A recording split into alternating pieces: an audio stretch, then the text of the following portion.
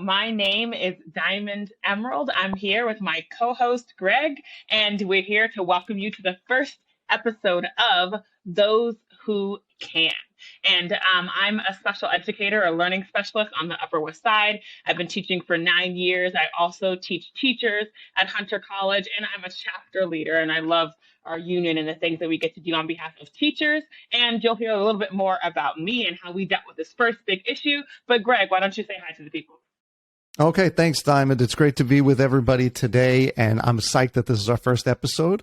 I'm Greg Monty. I'm a special education social studies teacher in Brooklyn, New York. This is my 10th year. I'm an adjunct professor at the City University of New York as well, and I'm a delegate for the UFT. I love being a part of this union, and we are definitely going to discuss the surprises and the adapting and the other round of surprises we experienced with spring break.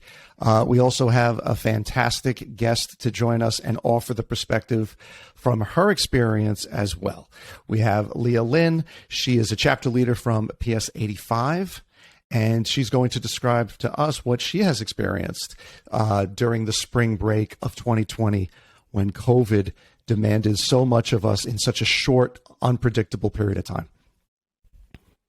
Yeah, and I think one of the things is, as I was just mentioning to other teachers before, it's the last 2 years for so many people have been a blur, right?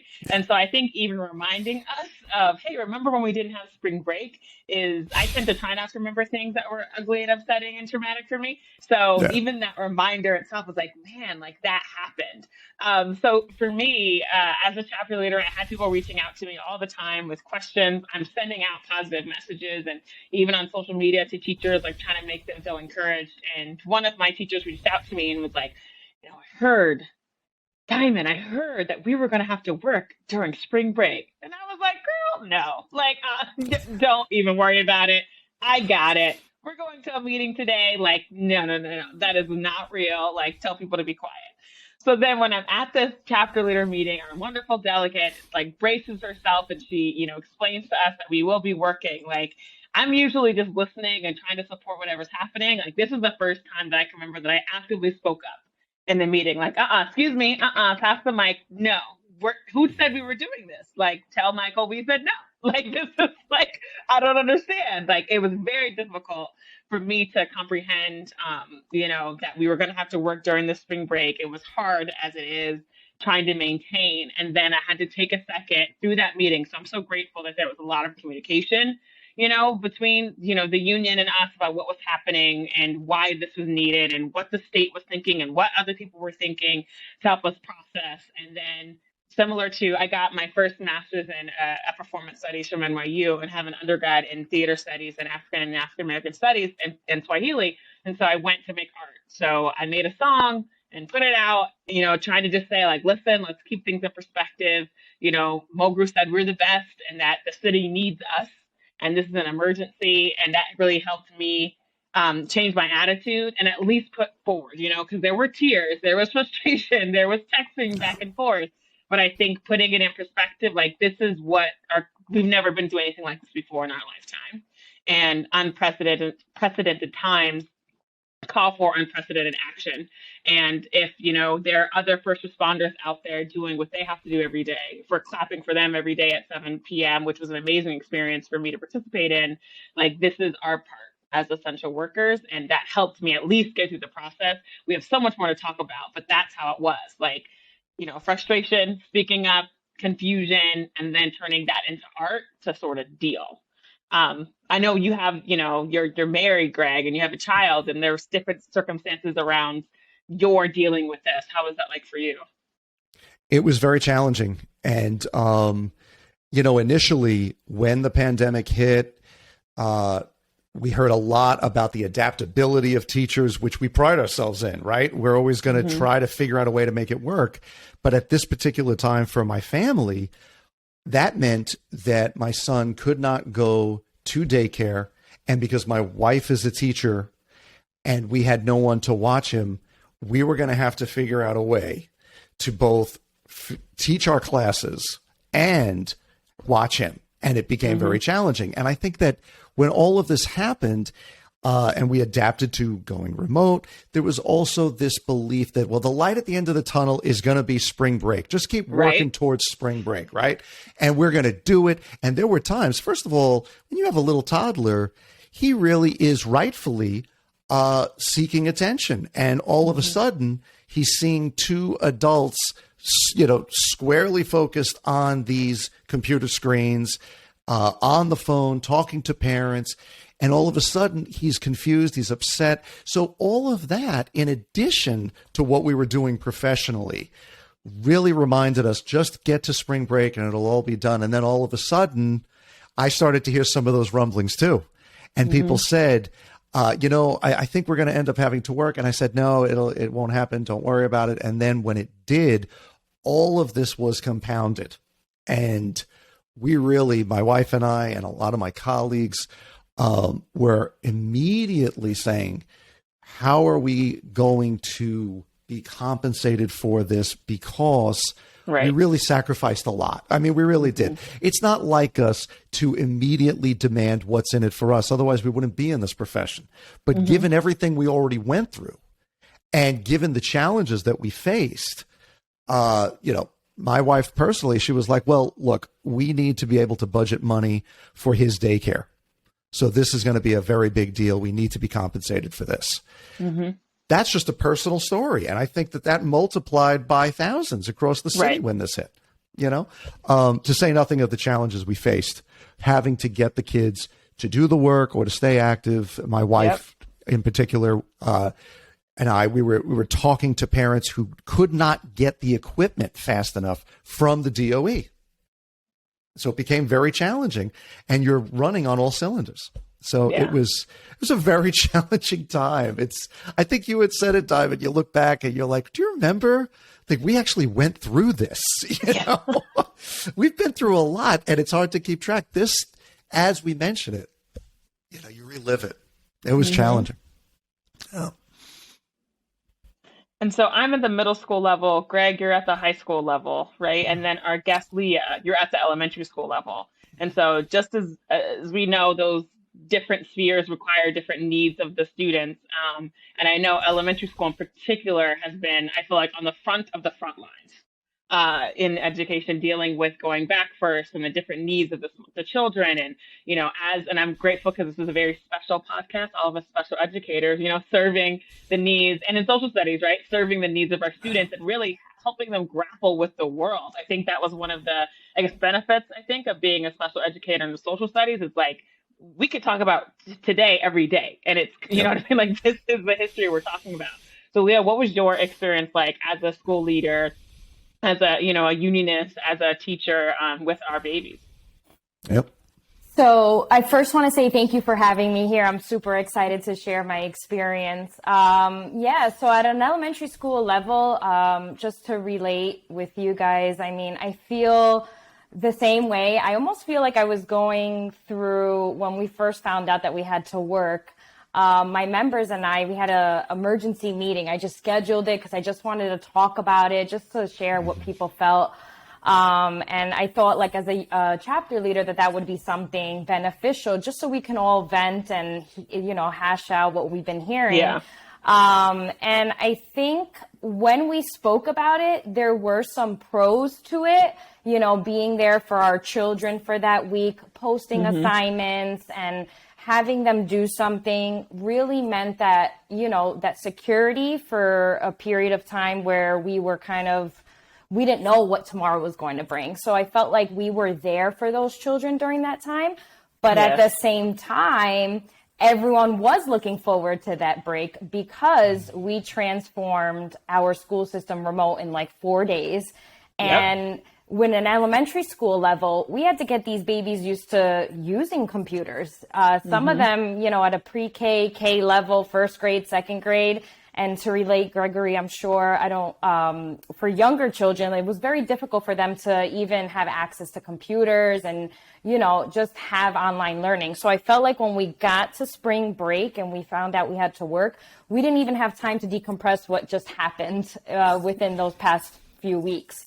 So I relate to, how you guys felt. And, I was angry at first. I almost felt like we went through like the 7 stages of grief. First, you're like in shock, then you're denial, then you're angry, then you're like angry, then you're like depressed, and then it kind of feels like everyone went through those emotions, and we didn't have the opportunity to decompress. And the first thing I think our members did say was, when are we going to get our money? When are we going to be paid for this? That process that got us there was our union. And I just kept telling everyone to have faith, and our union will fight. And, we did get something remarkable. So, yeah. Yeah, that was the one thing that was recurring in my mind, and I was reminding a lot of colleagues about it, that the union was going to go to work on this, and they made it clear in every communication they had with us that basically one way or the other we would be compensated, and that we weren't going to, as a union, set this precedent where we can just have the terms of our workplace changed or dictated without any type of accountability from the city. The same city that was consistently failing to provide the necessary equipment to our kids, in addition to the challenges of actually getting the remote instruction to them during spring break. So, and I was relieved when I heard that, when I knew that the union was setting to work on it. Absolutely. And that's something, even in the song that I put out, the line goes like, Mulgrew told us that we are the best and we're in an emergency. And I am grateful that I have a union and money's not taken from me. And so we're going to talk about, exactly what happened. But the grass is always greener, and think about those less fortunate than you. But I have a theater friends, and we got together for these conversations every Friday just to deal with the pandemic. And it was really wonderful. But I'm hearing friends say, I work on Broadway, I don't have a job anymore. Right. I have friends I'm from Phoenix, Arizona. So friends at home, I'm in the restaurant business and my hours are cut. So, applying for unemployment. So even in that, that was something that I held on to, because I didn't know what would happen at the start of the pandemic. Who knows anything? It's is there no more school? But to know that, no, you have employment, you will be paid for these days, and there will be something coming later, was a security that I didn't want people to forget about. And as much as we were complaining, there were people who wished they were in our positions just to have employment during that week. And so that was also something that I kept in mind. And I believed in the union. You know what? And like you said, Mulgrew's consistent encouragement.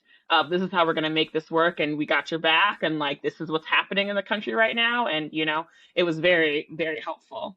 Yeah. So thinking of engagement, and during that spring break time, Leah, was there any, and getting online, I think it's so ironic how we complain so much about the screen time, that we didn't want kids on screens, especially our babies. And now we're just get them the iPad. Where is the Wi-Fi?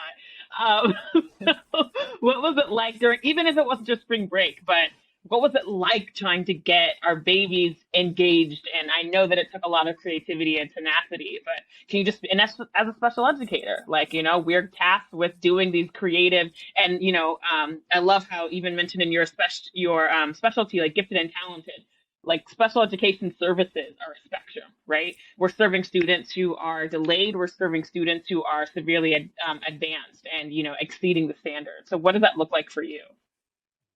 So I have to say that we did a lot of movement, because I found that my class, especially during that time, I'm just relating back to that time, they could not sit still too often, and I had to incorporate a lot of movement, even remotely. I did it actually for the entire school. I had a time block throughout the day, Monday through Friday, where I would just invite the school along with my class. I actually made my class go, but along with the school, we kind of just did every day something different, like yoga, or just we incorporated different types of exercises, because being on the screen all day, even for us adults, we just needed to pause. And I even had my administrator jump on a couple of times and do some yoga with us.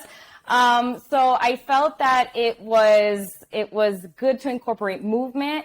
A lot of the advanced children also were really into just like new software like Scratch and showing me all these different projects that they were creating. They were more advanced than I was. Right? Yeah, they know what they're doing. They adapted very well. When they had to go full remote, they were ready. But in terms of the little ones, I know that was very difficult when I was hearing from teachers. Their parents had to be there to log them on, and they had to make like attendance some sort of game or some sort of like dance, something to engage them to want to come on. And to stay on, because it's hard for them to stay on the computer for such a long period of time. But I thought that movement was great throughout the day, and just basically having these independent projects, letting them kind of free roam and create these different Scratch games and things like that. So that's awesome. Yeah. I think that's a uniquely elementary school experience, because I think we've talked about it in different conversations as professionals. At different grades have different challenges. So like for elementary school in particular, no matter what, I think that the attendance is very often better because someone's dropping off the kids. So if we're going remote, you can be sure that the kids are logging in, and what challenges come from that. Well, that's basically what you described, what you experience. And that's all the more reason why there was a question over whether or not you should be live. Whereas on the high school level, we were having a discussion about whether or not you should be asynchronous or not, because we had students who were actively working and had to support families, right? And they were exhausted. And they also simply could not log on at that particular time in that moment when the pandemic was really surprising everyone. They had family members that they lived with who had lost jobs, some of whom had passed away. And they were picking up the slack. So you have these different challenges. I think that's great that you were working on getting them to be realistic about the challenges. Get up, move, try to make the most of it. And having that sensitivity, I think, was something that we all had to consider. For us, it was definitely being asynchronous, but also being very patient with any challenges that the kids had. Yeah. How about you, Diamond? Yeah, I think I love middle school because it's that crazy place where the kids are still babies and then they think that they're adults at the end and all that in between. So like attendance was an issue. I was one of the teachers who was tasked with like basically doing outreach for kids. And I knew that week in particular was going to be one that was going to be difficult. So like I made videos for teachers. I made videos for students. So and I love, Leah, that was a school-wide initiative. You're like, we all need this, like bring it in, like we're doing this, right? So similarly, I made meditation videos for the kids every day, sent it to the teachers and sent it to individual kids. So reaching out one-on-one saying, hey, are you okay? And it was never condemnation. It's never like, you weren't in class, you're missing this assignment, meet me for office hours. Never, because like you said, you don't know. And there are kids who even have really close relationships with us that struggled to inform us of certain things that were going on just because it was hard.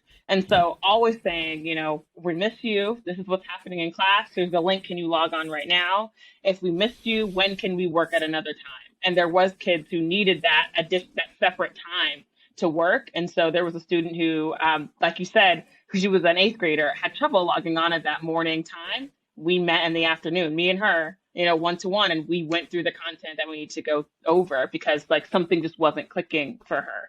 And so it was arranged as well with, parents and kids, staying in different shelters and different environments because of the quarantine and because of what things were happening. And I think one of the ways that I just tried to maintain engagement is by presenting myself as much as possible. So if it wasn't async lesson, they're hearing my voice because I recorded it and there's hyperlinks in the PowerPoint, or there's a video that explains what to do, or we read a novel and I read the novel aloud and record in the morning. I'm sitting on my Fire Escape going through mouse in each chapter and doing voices so that whether they're with me or not, they feel like they're with me to some extent. And I would check in, does this work for you? And they liked it. They missed that interaction.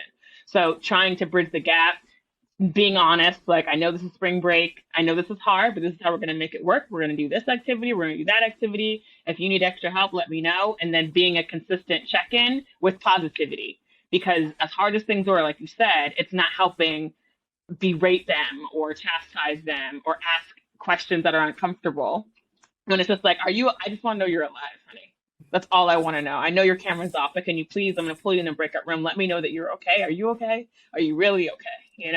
And making time for that. And then saying, this is how I adapted the lessons that you have access to it. Let's work on it together. So yeah, that's how I think I tried to bridge the gap and be there for kids during that time. The gym teacher at my school also did these like fitness challenges and breaks and stuff, and included the teachers. It was like teachers versus kids, because there are some kids who were just like antsy. Like you see them on screen and they're like twisting around, looking all around. One had a basketball hoop in his room. So they were like wanting to do stuff. So making it a challenge and competition between the teachers and students and opening it up to the whole school, I thought was really remarkable as well. So yeah. Pulling together. That's really it. And Leah, what was the biggest surprise for you? Biggest surprise working during spring break, you mean? Yep. So working during spring break, I think the biggest surprise was how many children did reach out and want me to, I remember specifically, they wanted me to set up lunch links so that they can all meet together and just be adorable. on screen together and just, be able to just like, even if it was silent, just to be able to see each other and just like eat lunch together. I thought that was pretty surprising because the first 2 days, I remember I didn't have that great of attendance because I thought like, oh, maybe they weren't sure that they have to do the work or log on for the live meet just so that I know people are there and they're working. But I think the biggest surprise was that children actually wanted to continue meeting, even though it was asynchronous during that week. They were like, can we get a meet going on like during lunch so we can socialize? I was like, sure, that's fine with me. I have the time. I'm not going anywhere. So that was really nice to have that. And I think also another surprise was how many members also reached out and were also saying that their students wanted to connect with them during that time, because we were already connecting now for about 3 weeks or 4 weeks, however long it was. So they wanted to like continue that momentum and see their teachers and feel security. So I think at first we were all like, okay, it's asynchronous, it's not going to be as bad. We have to post some activities. But then, the students were reaching out and wanted to be there for us. So we were like, okay, maybe we could change this up, do our small groups a little bit during this week and just be there for the children. So it was nice that they wanted to continue seeing us. And, I felt that we provided that security for them during that time. That's fantastic. I think my surprise is not as positive. I didn't know that kids would click and turn in documents that were blank. I think that was a surprise. It's like, oh, so and so did the work. It's like, you didn't do nothing. Like, why did you? It says turn in. Like that means you do the work, and then you turn it in, not click it. So that was surprising. But at the that same just time, took I'm me like, back. Right? I know, right? But that's really smart. Like they click turn in. It's not missing on Jupiter, Miss Skinner. Like, come on now. Like mom thinks I did it. Like that was surprising because it was annoying, but it was also impressive. Like, at least if you're gonna like not do something, like do it in a good way. Like if you're gonna pass a note in class, like be slick about it. Like don't, Right. So that was surprising. I was like, wow, like you got me, Kyle. You got me. I had like that yeah. Pavlovian reaction. That's right. That you just took me right back.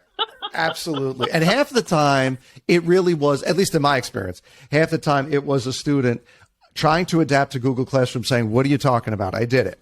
But there was an attachment issue or there was something. And then the other half, it was exactly what you described where, come on, we already went through this. I think, this was like the canary in the coal mine, really, spring break, because from that point on, it seemed as though it started this process of remote instruction, and everything that we've described would continue for the rest of the school year. Challenges and all, surprises and all. And what you just described took me right back and all, right till June, owed work and all this, and just adapting, and kids who just didn't get the equipment on time. Despite the best efforts of our school made every effort. But there was a disconnect between the central bureaucracy and the schools. You had assistant principals just as frustrated as teachers. You had principals, challenging. Oh boy. And there were Herculean efforts, I mean, you can see on social media where the chancellor is celebrating and showing kids with equipment and getting things. So it's like, okay, somebody's getting this stuff. Somebody's getting Wi-Fi. And at our school, our parent coordinator was literally going to train stations and handing computers and laptops through the rails to get to kids' families and traveling across the boroughs to get kids the things that they needed. And that was inspiring. You know what I mean? To see that. And kids who would log on and type like, I can't hear you. I'm going to log in and come back. I'm like, you're always welcome. I'll always let you back in to the waiting. It doesn't matter. Just log back on. If you can't, send me an email.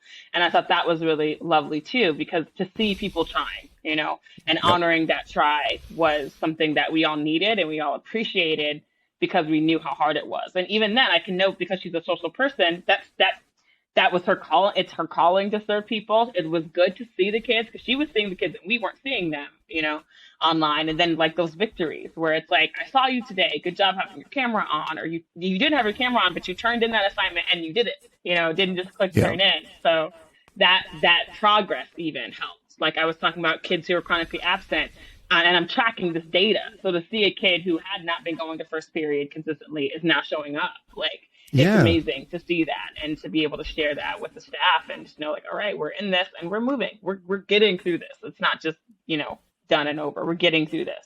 Even after spring break, knowing that we went through spring break and didn't, pass out from exhaustion or like nothing crashed and failed. Like, it shows us how resilient, we talk about this a lot, right? The resiliency of New York City, the resiliency of New York City educators, teachers, the staff, the students. I think that was a beautiful sight to see. And, the resiliency of our union to continue to fight for it. It was something that they forgot about. Other schools and other districts had similar issues, but like made a quick decision that maybe wasn't the best for everybody, but they did what they had to do to make sure that, we got the just compensation through negotiation, which we will continue to talk about in the next episode, exactly how that works. But Absolutely. I appreciate that resiliency as well. Made me proud. Yeah, I completely agree with that. I mean, again, this is one of those times where you look behind you and you say, does anyone have my back?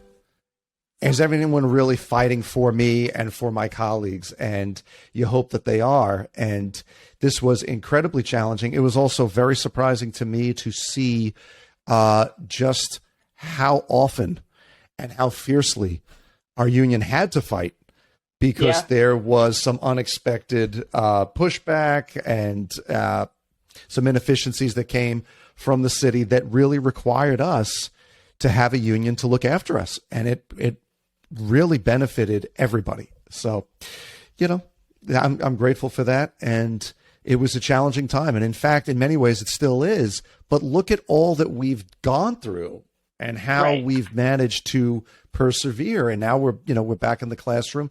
The challenges remain, but we are going through all of these challenges.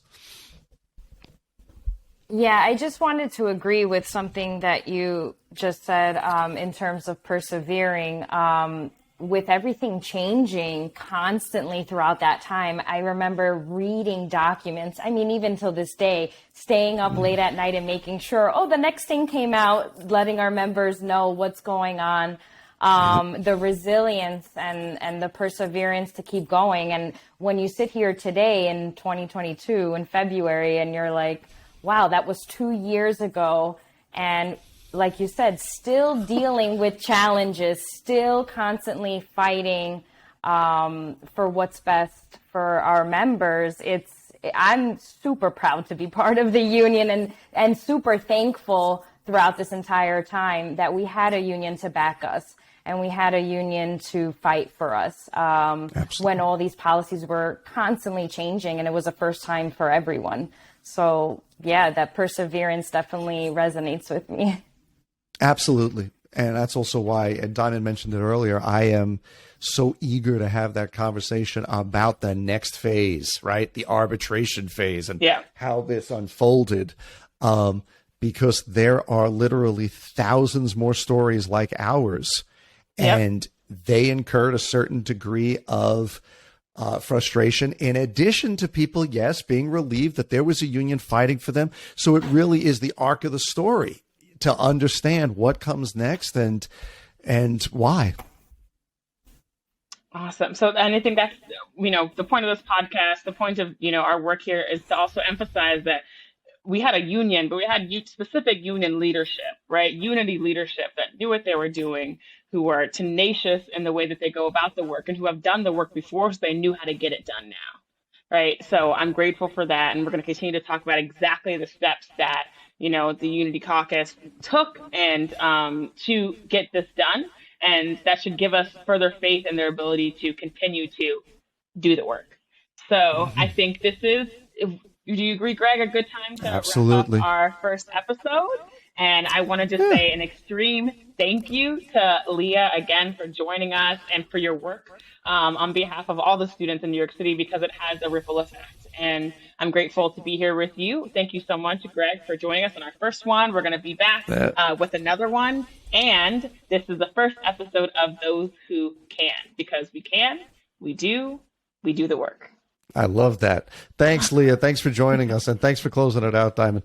Thank you so much for having me, Diamond Gregory. Have a great day. You too. You too. Bye. Bye-bye. Bye-bye.